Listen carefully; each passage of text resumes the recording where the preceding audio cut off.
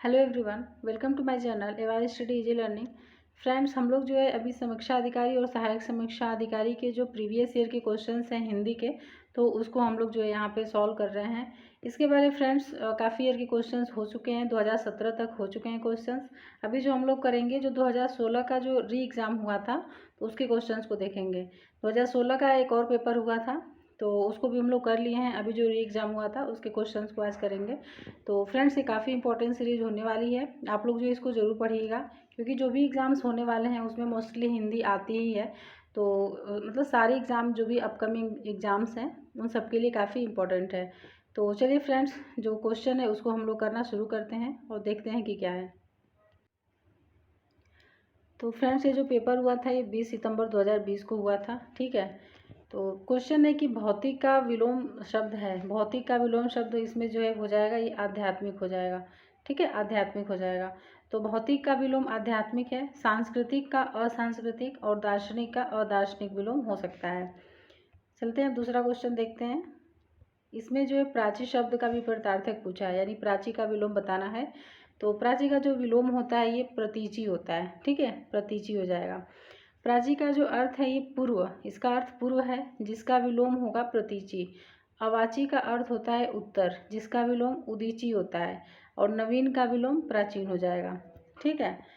अब आगे बढ़ते हैं। समष्टि का विलोम शब्द है, तो समष्टि का जो विलोम है ये हो जाएगा व्यष्टि, व्यष्टि हो जाएगा।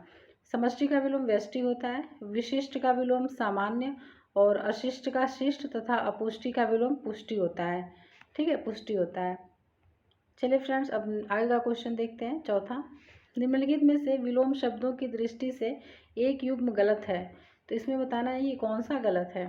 तो विधि, निषेध, आह्वान का विसर्जन और आग्रह का विग्रह, अनीय का हलाल। अमीय है तो अमीय का हलाल। तो इसमें से गलत पूछा है, तो इसमें जो गलत है वो कौन सा हो जाएगा। तो इसमें जो गलत दिया हुआ है ये है सी, यानी आग्रह का जो विलोम विग्रह लिखा है ये दुराग्रह होता है, ठीक है। आग्रह का विलोम जो होता है वो दुराग्रह होता है, दुराग्रह होता है। चलिए अब आगे देखते हैं। तो यहाँ पे है कि विधि का विलोम निषेध होता है, आह्वान का विलोम विसर्जन तथा आग्रह का विलोम विग्रह नहीं होता है बल्कि दुराग्रह होता है। विग्रह का जो विलोम है वो संधि होता है। और अनीय का अर्थ अमृत, अमीय है, अमीय का अर्थ अमृत है, जिसका विलोम हलाहल अर्थात विष होता है, ठीक है। तो ये हो गया। पांचवा क्वेश्चन देखते हैं। विलोम शब्द की दृष्टि से इनमें से सही युग्म है, तो सही युग्म बताना है। तो इसमें जो सही युग्म है ये आकीर्ण विकीर्ण, ये भी सही है, आकीर्ण विकीर्ण सही है। इप्सित अभिप्सित नहीं होगा, ये अनिप्सित होता है, ठीक है, तो ये गलत हो जाएगा। आदृत निरादृत ये सही है, आदृत निरादृत सही है। दोष सदोष, तो सही विलोम युग्म आकीर्ण का विकीर्ण है और आदृत का निरादृत होता है, ये दोनों विलोम युग्म सही हैं। लोक सेवा आयोग ने इस प्रश्न का उत्तर सी माना है, जबकि ए भी सही है। तो अन्य विकल्पों के सही युग्म होंगे तो क्या हो जाएंगे, इप्सित का अनिप्सित और दोष का गुण हो जाएगा, ठीक है। तो यहाँ पे सदोष लिखा हुआ है, जबकि दोष का क्या हो जाएगा, गुण हो जाएगा। तो इसके जो एग्जाम, इसमें जो ऑप्शंस दिए गए हैं इनको भी अच्छे से देखिएगा, क्योंकि नए क्वेश्चन इन्हीं ऑप्शंस में से बनते हैं। चलिए अब आगे देखते हैं, अगला क्वेश्चन देखते हैं। शुद्ध वर्तनी वाले शब्द का चयन करें, तो इसमें से बताना है कि शुद्ध वर्तनी वाला शब्द कौन सा है। तो यह है दैदीप्यमान, देदीप्यमान, दैदीप्यमान और देदीप्यमान। तो इसमें जो शुद्ध वर्तनी वाला शब्द है ये है देदीप्यमान, ठीक है, यानी कि डी जो है इसका आंसर हो जाएगा। निम्नलिखित में से अशुद्ध वर्तनी वाला शब्द है, तो कौतूहल जो है ये शुद्ध है लिखा हुआ है, और अनधिकार ये भी शुद्ध है। निरपेक्ष ये भी ठीक है। इसमें जो पौराणिक लिखा हुआ है ये अशुद्ध है, ठीक है। तो पौराणिक जो है ये ऐसे लिखा जाएगा, पौराणिक, ठीक है, ये सही हो जाएगा, पौराणिक। तो इसका जो आंसर डी हो जाएगा। चलिए अब आगे बढ़ते हैं, अगला क्वेश्चन देखते हैं। निम्नलिखित वाक्यों में शुद्ध वाक्य है, तो इसमें से कौन सा शुद्ध वाक्य है ये बताना है हमको।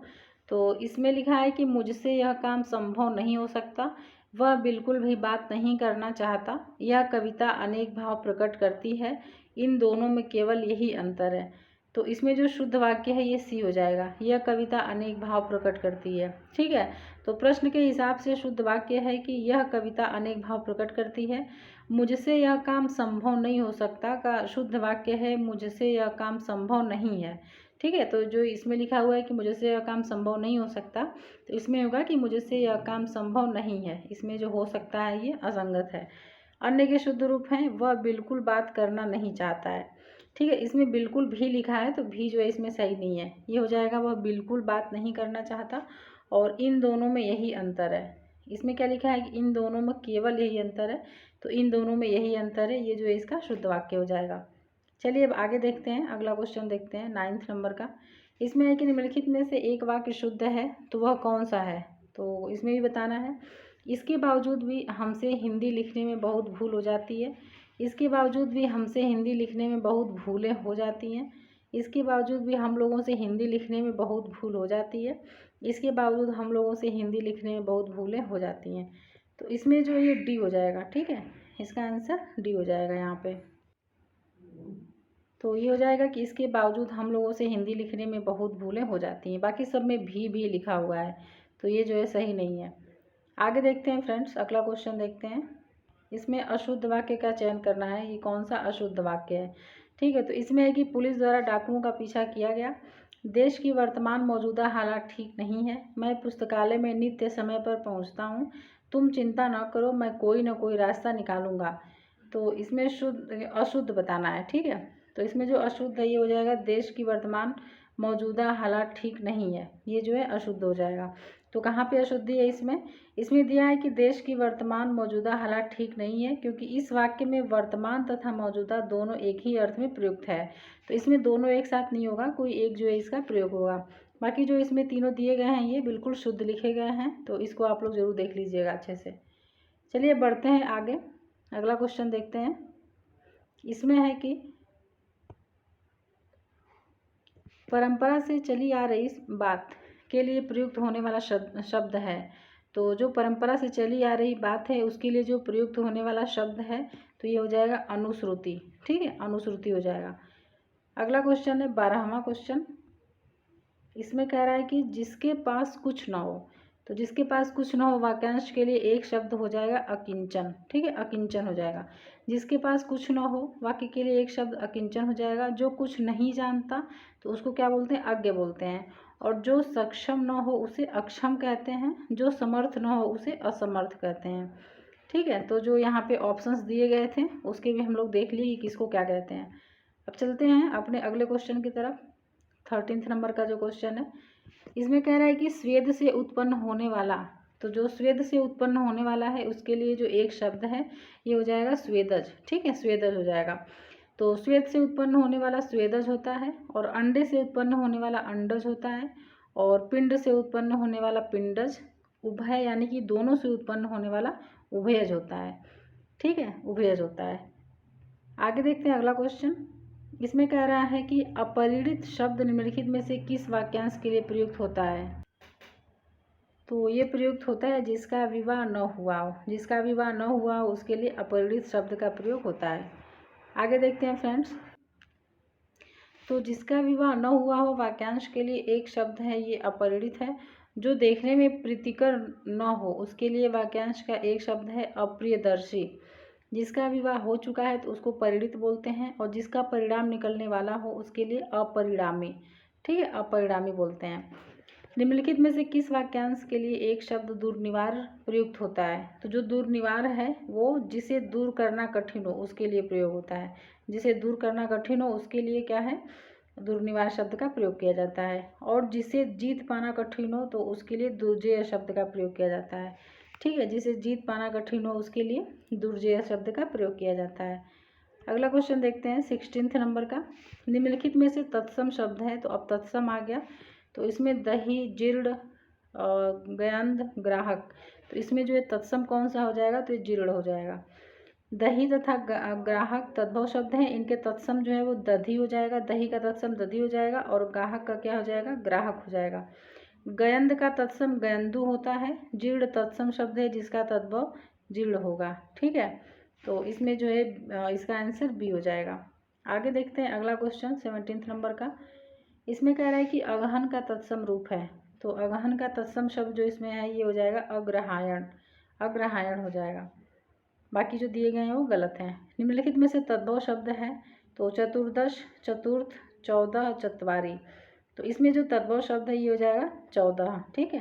14 जो है वो इसमें यहाँ पे क्या है, तद्भव शब्द है, ठीक है। चलिए अब अगला क्वेश्चन देखते हैं। अगला क्वेश्चन जो है इसमें 19 नंबर का क्वेश्चन देखते हैं। तो इसमें चलिए इसका एक्सप्लेनेशन भी दिया है। 14 तद्भव शब्द है, इसका जो तत्सम होता है ये चतुर्दश होता है, ठीक है। और चतुर्थ तत्सम शब्द है, इसका तद्भव 4 होता है, 4 होगा। आभ्यंतर का तद्भव शब्द है, तो आभ्यंतर का जो तद्भव शब्द है ये हो जाएगा यहाँ पे भीतर, भीतर हो जाएगा। आभ्यंतर तत्सम शब्द है, इसका तद्भव भीतर होगा। और बाहर का तत्सम बाह्य तथा गहरा का तत्सम गंभीर होगा। क्या हो जाएगा, गंभीर हो जाएगा। अगला क्वेश्चन देखते हैं 20 नंबर का। करपट का तद्भव रूप है, तो जो करपट का तद्भव रूप है ये हो जाएगा कपड़ा, ठीक है। करपट का तद्भव रूप कपड़ा हो जाएगा। और जो कपूर है, तो कपूर तद्भव है, इसका तत्सम कर्पूर होगा, कर्पूर हो जाएगा। वह बहुत खाता है, इस वाक्य में बहुत शब्द किस प्रकार का विशेषण है? तो फ्रेंड्स इसमें जो बहुत है ये यहाँ पे अनिश्चित परिमाणवाचक विशेषण, ठीक है, अनिश्चित परिमाणवाचक विशेषण है। चलिए इसका एक्सप्लेनेशन देख लेते हैं। तो इसमें है कि वे विशेषण जिनसे वस्तु की निश्चित मात्रा का ज्ञान नहीं होता उन्हें अनिश्चित परिमाणवाचक विशेषण कहते हैं। वह बहुत खाता है, वाक्य में बहुत शब्द जो है वो अनिश्चित परिमाणवाचक विशेषण है। अगला क्वेश्चन देखते हैं।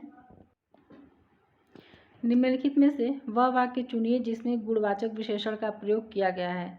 तो इसमें गुणवाचक विशेषण का प्रयोग बताना है। तो ये एक है कि वह नटखट बालक संगीत नहीं सुन रहा है, ठीक है। दूसरा है कि वहाँ बहुत से पक्षी उड़ रहे हैं, मैंने 10 मन गेहूँ खरीदा है, ऐसे आदमी लाखों में से एक होते हैं। तो इसमें फ्रेंड्स जो गुणवाचक विशेषण इसमें प्रयोग किया गया है वह है वह नटखट बालक संगीत नहीं सुन रहा है। तो इसका आंसर ए हो जाएगा। यहाँ पे जो नटखट वर्ड जो शब्द का प्रयोग किया गया है तो ये जो है गुणवाचक विशेषण को बता रहा है। चलिए अब आगे देखते हैं।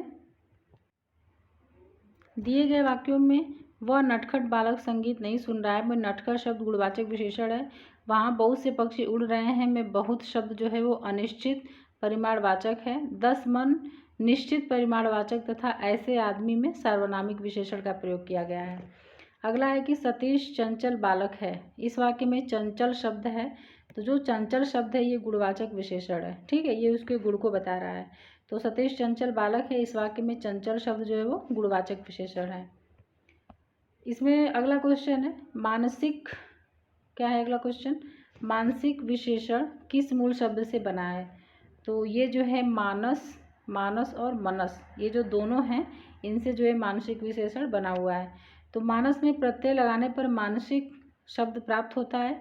लोक सेवा आयोग ने इस प्रश्न का उत्तर भी बी ही माना है, जबकि संस्कृत के मूल शब्द मनस में इक प्रत्यय लगाने से मानसिक शब्द बनता है, अतः जो सी है ये भी सही है। आगे देखते हैं अगला क्वेश्चन 25। इसमें है कि चारित्रिक विशेषण शब्द का मूल शब्द कौन सा है? तो जो चारित्रिक है इसका जो मूल शब्द है ये हो जाएगा चरित्र, ठीक है। तो चारित्रिक विशेषण शब्द का मूल शब्द चरित्र है। चरित्र में इस प्रत्यय, चरित्र में जो है इस प्रत्यय लगाकर विशेषण चारित्रिक बनता है। मीमांसा का सही पर्यायवाची शब्द है, तो जो मीमांसा का सही पर्यायवाची शब्द है ये देखते हैं क्या है, स्वरूप, सुविज्ञता, समालोचना और निष्क्रिय। तो इसका आंसर क्या हो जाएगा, सी हो जाएगा, ठीक है। क्या हो जाएगा, समालोचन हो जाएगा। मीमांसा का सही पर्यायवाची जो है इसमें से समालोचन हो जाएगा। अब चलते हैं अगला क्वेश्चन देखते हैं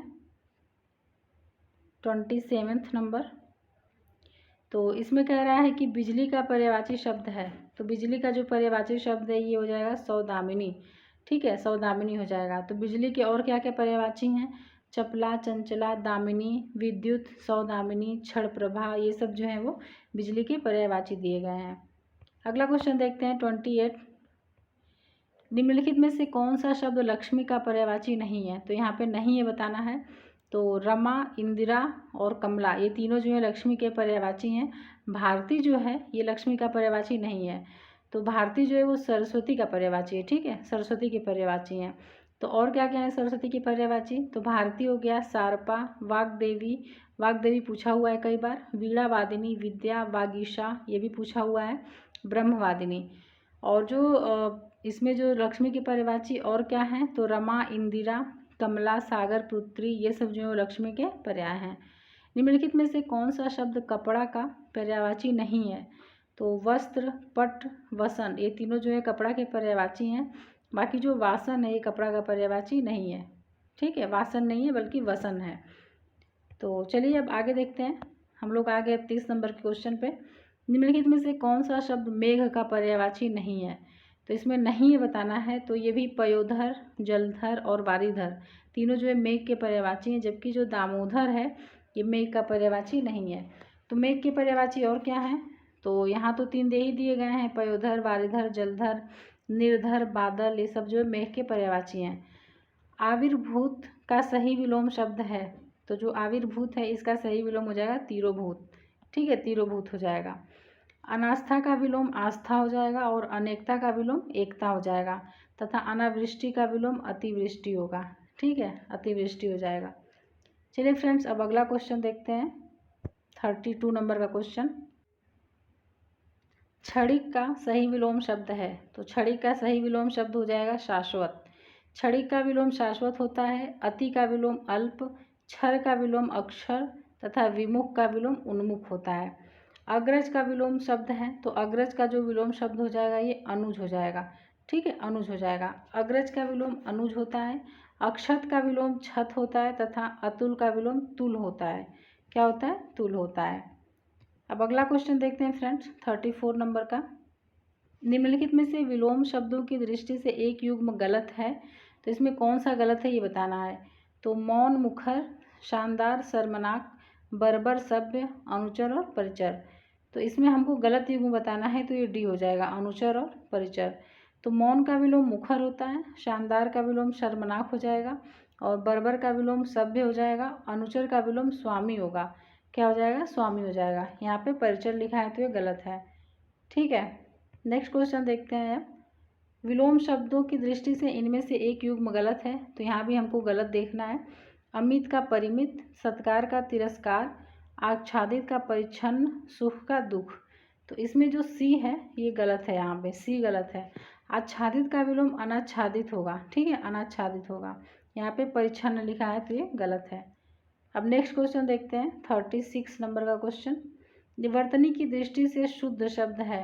तो इसमें बताना है कि कौन सा शुद्ध है।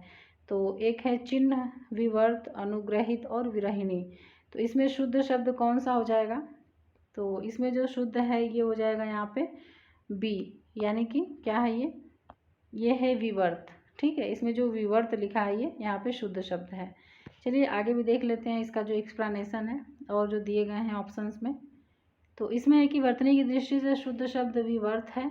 चिन्ह का शुद्ध रूप चिन्ह होता है। अनुग्रहित का शुद्ध रूप अनुग्रहित ऐसे लिखा जाता है, अनुग्रहित। और विरहिणी का शुद्ध रूप विरहिणी होता है, विरहिणी होता है। तो ये फ्रेंड्स जो विरहिणी, अनुग्रहित ये सब काफ़ी कंफ्यूज करने वाले हैं और काफ़ी इंपॉर्टेंट है एग्जाम के लिए। तो ये जो है आप लोग इसको जरूर कहीं नोट करके याद कर लीजिएगा। अगला क्वेश्चन देखते हैं, शुद्ध वर्तनी वाले शब्द का चयन करें। तो इसमें जो शुद्ध वर्तनी है वो बताना है, तो डी हो जाएगा। ठीक है, ज्योत्सना। तो ध्यान से देख लीजिए कैसे लिखा जाता है। ये वाला जो ज्योत्सना लिखा गया है ये सही लिखा गया है। आगे देखते हैं अगला क्वेश्चन, वर्तनी की दृष्टि से कौन सा शब्द अशुद्ध है। तो इसमें अशुद्ध बताना है। तो कोमलांगी जो है ये सही है और सम्मिलित भी ठीक लिखा गया है, अनुग्रहित भी ठीक है। तो इसमें जो उत्कर्षता है ये जो है अशुद्ध है। तो इसमें कोमलांगी, सम्मिलित तथा अनुग्रहित शुद्ध शब्द हैं। वर्तनी की दृष्टि से अशुद्ध शब्द उत्कर्षता है, इसका शुद्ध रूप क्या हो जाएगा? उत्कर्ष हो जाएगा। क्या हो जाएगा? उत्कर्ष हो जाएगा। अब अगला क्वेश्चन देखते हैं 39 नंबर का। तो इसमें एक निम्नलिखित में से एक शुद्ध वाक्य है, तो वह है। तो इसमें जो शुद्ध है ये है, प्रत्येक विद्यार्थी को चाहिए कि वह हिंदी की अनेक पुस्तकें पढ़ें। तो ये जो है ये शुद्ध दिया गया है। बाकी जो इसमें लिखा गया है ये जो है अशुद्ध है। तो देख लीजिएगा क्या है। जैसे हर एक विद्यार्थियों को चाहिए कि वह हिंदी की अनेक पुस्तकें पढ़ें, इसमें हर एक लिखा गया है, इसमें भी हर एक है और इसमें भी हर एक है, जबकि प्रत्येक जो लिखा है ये सही है। अगला क्वेश्चन देखते हैं 40 नंबर का। निम्नलिखित में से एक वाक्य अशुद्ध है, तो बताना है कि वो कौन सा है। तो मोहन गेहूँ पिसवाने चक्की पर गया है, बिल्कुल सही है। निर्दयी व्यक्ति से मित्रता नहीं करनी चाहिए, ये भी शुद्ध है। उसके घर के पास एक मिठाई की दुकान है, उपयुक्त कथन असत्य है। तो जो सी है ये गलत है। ठीक है, गलत क्यों है? क्योंकि उसके घर के पास एक मिठाई की दुकान है, इस वाक्य का शुद्ध रूप जो हो जाएगा उसके घर के पास मिठाई की एक दुकान है, क्योंकि दुकान एक है, यहाँ पे एक मिठाई लिखा है, ये गलत हो जाएगा। चलिए अब अगला क्वेश्चन देखते हैं। जिसका कोई शत्रु नहीं जन्मा है, वाक्यांश के लिए एक शब्द है, तो ये हो जाएगा अजात शत्रु। ठीक है, अजात शत्रु। जिसका कोई शत्रु न जन्मा हो, ये अजात शत्रु हो जाएगा। और जिसे जीता न जा सके उसे अजेय कहते हैं। और शेष शब्दों के लिए वाक्य जैसे कि शत्रुविहीन वह जो शत्रुओं से रहित हो, तथा शत्रुजयी वह है जो शत्रुओं को जीत ले। तो जो शत्रुजयी है वो जो शत्रुओं को जीत लेता है उसे कहते हैं। अगला क्वेश्चन देखते हैं फ्रेंड्स, 42 नंबर का क्वेश्चन। तो इसमें है कि खोज करने वाला इस वाक्यांश के लिए एक शब्द है। तो जो खोज करने वाला है उसे अन्वेषक कहते हैं। क्या कहते हैं? अन्वेषक कहते हैं। ठीक है, जिसकी उपमा न हो वह अनुपम उसको कहते हैं। निवेश करने वाला वाक्य के लिए एक शब्द निवेशक है। और वाक्य के अन्वय करने की प्रक्रिया अन्विति कहलाती है। क्या कहलाती है? अन्विति कहलाती है। आगे देखते हैं अगला क्वेश्चन। जिसकी ग्रीवा सुंदर हो, तो जिसकी ग्रीवा सुंदर हो उसके लिए वाक्यांश का एक शब्द हो जाएगा यहाँ पे सुग्रीव, यानी कि सुंदर ग्रीव वाला, जिसकी ग्रीवा सुंदर हो। तो इसका आंसर बी हो जाएगा। और पृथ्वी से संबंध रखने वाला पार्थिव कहलाता है। ठीक है, पार्थिव कहलाता है। अगला क्वेश्चन देखते हैं। जिसका अनुभव इंद्रियों द्वारा न हो सके, इस वाक्यांश के लिए एक शब्द है। तो ये इसका जो आंसर हो जाएगा ये हो जाएगा अतीन्द्रिय। ठीक है, अतीन्द्रिय हो जाएगा। यानी जिसका अनुभव इंद्रियों द्वारा न हो सके उसको क्या बोलते हैं? अतीन्द्रिय बोलते हैं। चलिए अब आगे देखते हैं। तो इसमें जो एक्सप्लेनेशन दिया गया है कि जिसका अनुभव इंद्रियों द्वारा न हो सके वह अतीन्द्रिय है। और इंद्रियों से संबंधित वाक्य के लिए एक शब्द ऐन्द्रिक है। इंद्र को जीतने वाले वाक्य के लिए एक शब्द जितेंद्र है। वाक्यांशों और उनके लिए प्रयुक्त शब्दों को निम्नलिखित युग्म में से सही युग्म का चयन करें। तो जो स्त्री अभिनय करे अभिनेता, तो ये गलत हो गया। और जो व्याकरण जानता हो व्याकरणिक, ये भी गलत है। और आँखों से परे को क्या बोलते हैं? प्रत्यक्ष, ये भी गलत है। और लौट कर आया हुआ को प्रत्यागत, तो ये सही है। इसमें जो है शुद्ध पूछा था तो डी वाला सही है। तो जो स्त्री अभिनय करे उसको अभिनेत्री बोलते हैं। अभिनेता जो होता है वो पुरुष जो होता है वो अभिनेता होता है, जो अभिनय करता है। और जो व्याकरण जानता है उसको व्याकरण बोलते हैं। व्याकरण, इसमें क्या लिखा था? व्याकरणिक लिखा था। और जो आँखों से परे है उसको अप्रत्यक्ष या फिर परोक्ष बोलते हैं। तो ये जो है परोक्ष या फिर अप्रत्यक्ष हो जाएगा। और लौट कर आया हुआ के लिए प्रत्यागत है, तो ये तो सही था इसमें। आगे देखते हैं 46 नंबर का क्वेश्चन। निम्नलिखित में से तत्सम शब्द है, तो इसमें जो तत्सम शब्द है वो बताना है। तो उछाह, उजला, उल्लू और ओष्ठ। तो इसमें जो ओष्ठ है ये तत्सम शब्द है, इसका तद्भव ऊँट हो जाएगा। उछाह का तत्सम उत्साह होता है। और उल्लास का तत्सम उल्लास तथा उल्लू तथा उजला शब्द के तत्सम क्या हो जाएंगे? उल्लू का उलुक हो जाएगा और उजला का उज्ज्वल हो जाएगा। ठीक है, उज्ज्वल हो जाएगा।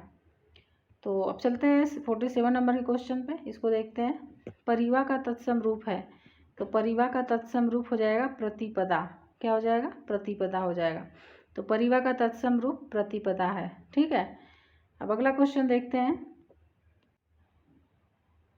निम्नलिखित तत्सम तद्भव शब्दों का संगत युग्म है, संगत युग्म बताना है। तो खरपट, खोपड़ी, सक्तु, सत्य, पर्यंक, पलंग, घोटक, घड़ा। तो इसमें जो सी दिया हुआ है ये शुद्ध दिया हुआ है। ठीक है, पर्यंक का जो है वो पलंग हो जाएगा, यानी पर्यंक तत्सम है और पलंग जो है उसका तद्भव शब्द है। चलिए अब आगे देखते हैं, इसका जो एक्सप्लेनेशन दिया हुआ है उसको भी देख लेते हैं। जो घोटक है, घोटक का तद्भव घोड़ा हो जाएगा, वहाँ घड़ा लिखा था। और सत्तू का तद्भव सत्तू है। ठीक है, सत्तू है। पर्यंक का पलंग हो जाएगा। तो ये जो है यहाँ पे दिए गए हैं। निम्नलिखित में से एक तद्भव शब्द है। तो आंसू, एकत्र, वानर, उच्च। तो जो आंसू है ये जो है तद्भव शब्द है, इसका तत्सम अश्रु होता है, अश्रु। एकत्र, वानर तथा उच्च जो है ये तत्सम शब्द है। कपित्थ का तद्भव रूप है। तो जो कपित्थ है इसका जो तद्भव शब्द हो जाएगा ये हो जाएगा कैथा, कैथा हो जाएगा। ये काफ़ी इंपॉर्टेंट क्वेश्चन है। कपित्थ का जो है वो कैथा हो जाएगा।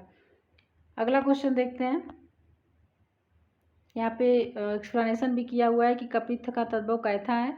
कपूर का तत्सम कर्पूर है। और केला का तत्सम कदली है, कदली। खजूर का तत्सम खरजूर होता है, खरजूर। निम्नलिखित शब्दों में से कौन सा शब्द गुणवाचक विशेषण है? तो उचित पांचवा कुछ तीन, तो गुणवाचक विशेषण पूछा है तो ये ए हो जाएगा, उचित हो जाएगा। जो शब्द किसी व्यक्ति या वस्तु के गुण दोष रंग आकार व्यवस्था स्थिति स्वभाव दशा दिशा स्पर्श गंध स्वाद आदि का बोध कराए गुणवाचक विशेषण कहलाता है। दिए गए शब्दों में उचित गुणवाचक विशेषण है, पांचवा जो है वो क्रमवाचक विशेषण है और कुछ जो है वो अनिश्चित परिमाणवाचक विशेषण है, तीन जो है वो गणनावाचक विशेषण है।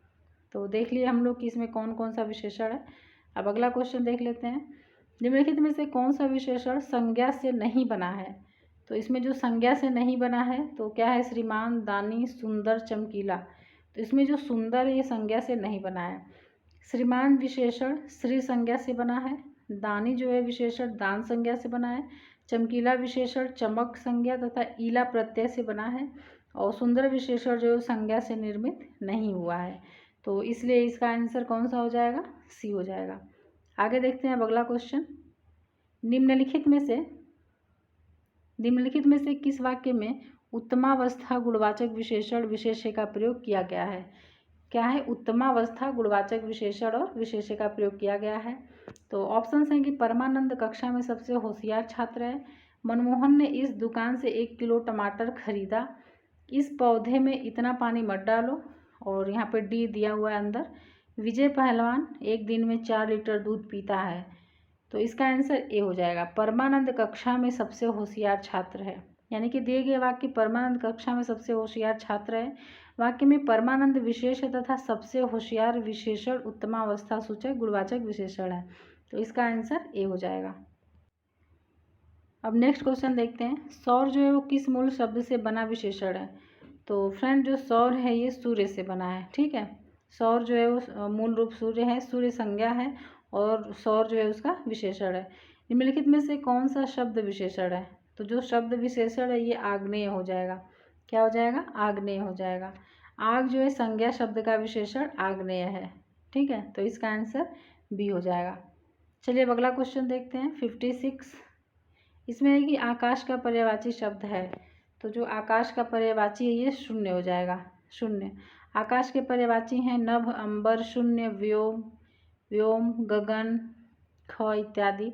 और जो सहकार है, सहकार आम का, तथा प्रभा जो है वो चमक उजाले का पर्याय है। सोना का पर्यायवाची शब्द है, तो सोना का पर्यायवाची कनक हो जाएगा। सोना के पर्यायवाची शब्द कनक, हेम, कंचन, हिरण्य, स्वर्ण, यतरूप, ये सब जो है वो कनक का एक अर्थ, कनक के पर्यायवाची हैं, यानी कि सोना के पर्यायवाची हैं। कनक का जो एक अर्थ होता है धतूरा भी होता है, ठीक है, धतूरा होता है। चलिए अब अगला क्वेश्चन देखते हैं। उसके प्राण पखेरु उड़ गए, इस वाक्य में पखेरु शब्द किसका पर्यायवाची है? तो ये जो है पक्षी का पर्यायवाची है, ठीक है, पक्षी का। पक्षी के पर्यायवाची शब्द हैं पखेरु, द्विज, विहग, खग इत्यादि। निम्नलिखित में से कौन सा शब्द चंद्रमा का पर्यायवाची नहीं है? तो यहाँ पे हमको ध्यान रखना है, नहीं है पूछा है। तो सुधांशु, सुधाकर, सुधाधर लिखा हुआ है, ये सब जो है वो चंद्रमा के पर्यायवाची हैं। बाकी जो सलील है ये चंद्रमा का पर्यायवाची नहीं है। तो जो सलील, पक्षी, अम्बु, नीर इत्यादि जल के पर्यायवाची हैं, ठीक है, ये जल के पर्यायवाची हैं। सुधाकर, सुधांशु, सुधाधर, शशधर चंद्रमा के पर्यायवाची हैं। और सलील जो है, सलील, पक्षी, अम्बु, नीर इत्यादि किसके हैं? जल के पर्यायवाची हैं। निम्नांकित शब्दों में से एक शब्द माता का पर्यायवाची नहीं है, तो वह कौन सा हो जाएगा? तो इसमें जो माता का पर्यायवाची नहीं है ये हो जाएगा अम्बु, ठीक है। अम्बा, माता, माँ, जननी, ये सब माँ के पर्याय हैं, जबकि अम्बु जो है वो नीर, तोय, जल, पय इत्यादि जल के पर्यायवाची हैं, ठीक है, जल के पर्यायवाची हैं।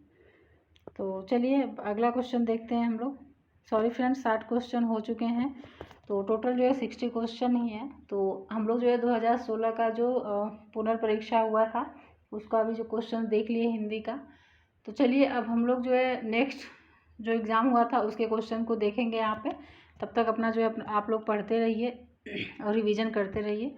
तो चलिए फ्रेंड्स, मिलते हैं नेक्स्ट वीडियो में। और फ्रेंड्स, वीडियो देखने के लिए धन्यवाद।